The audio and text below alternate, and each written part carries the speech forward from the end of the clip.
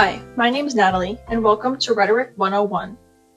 In this podcast, I'm going to be giving you a brief guide to what rhetoric is and how it might be useful and how you can use it, pretty much just going over all the basics. We're going to be focusing on the readings from Thank You for Arguing by Jay Heinrichs. And if you need, you can use this, maybe as just an introduction to rhetoric or even as a study guide. Now, before we get into the basics, I do want to address some common misconceptions when it comes to the word rhetoric. Sometimes when people hear that, they'll think of something negative, something bad, like manipulation, deception, or trickery, and how sometimes that people use it just to describe empty or overly fancy language. That sounds good, but doesn't really mean anything. But that's not what rhetoric actually is. As Heinrich explains in the book, rhetoric is not about lying or misleading people. It's about navigating disagreement, making choices, and influencing others in a thoughtful, ethical way. At its core, rhetoric is about how people communicate when they don't already agree. Now, stepping into the basics, what is rhetoric? Classically, rhetoric is defined as the art of persuasion. Aristotle described it as the faculty of observing in any given case the available means of persuasion, which in simpler terms basically just means that rhetoric is the ability to look at a situation and figure out how to persuade others within that situation. Heinrichs uses his book to bring that idea into modern world by framing rhetoric as a tool for managing disagreement. It's not just about the speeches or the debates. It's about how we handle differences in our everyday life. Rhetoric shows up pretty much everywhere, whether it be in a conversation with your friends or family, in political speeches and campaigns, or even in advertising on social media or in person, and even in everyday decision making, like choosing if you should buy something or not, or who you should or shouldn't trust.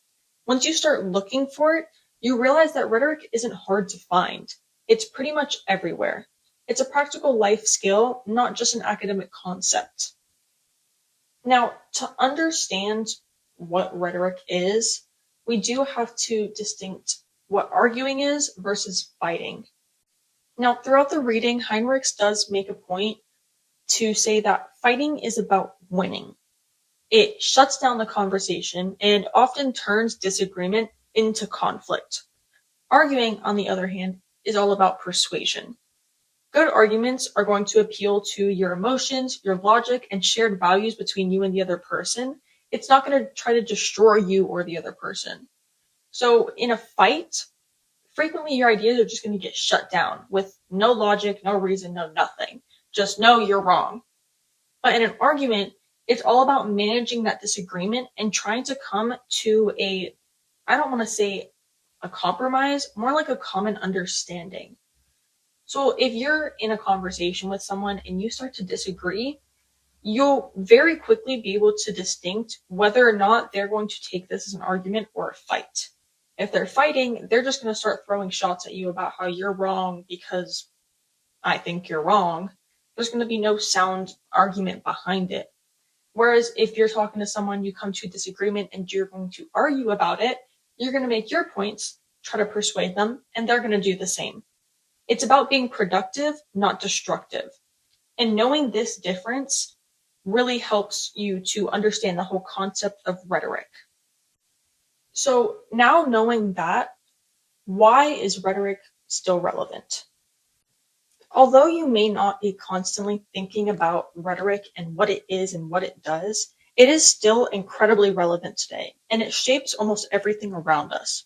It can influence things like public opinion, from news coverage to political debates, and it shapes media narratives, deciding what gets attention and how stories are told, and even plays a major role in our personal relationships, from how we communicate with each other to how we resolve conflict. Heinrich emphasizes in his reading that there are a few key skills that make rhetoric so powerful. The first is audience awareness, knowing who you are speaking to. The second is timing, knowing when you should say something or when you shouldn't say something. And the last is adaptability, adjusting your message based on the situation. Understanding rhetoric also helps people become better critical thinkers. It allows us to recognize when persuasion is happening and to understand how it's happening, the strategies that are being used, and makes us able to respond more thoughtfully instead of just reacting automatically. So to wrap up today's episode, I'm going to leave you with a couple key takeaways. First of all, rhetoric is about persuasion, not manipulation or deception.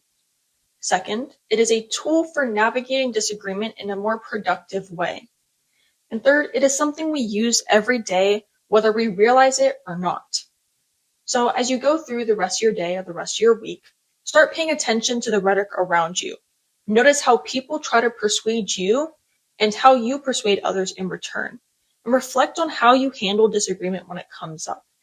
Because once you understand rhetoric, you start to see communication in a completely different way. Thanks for tuning in, and I will see you in the next episode.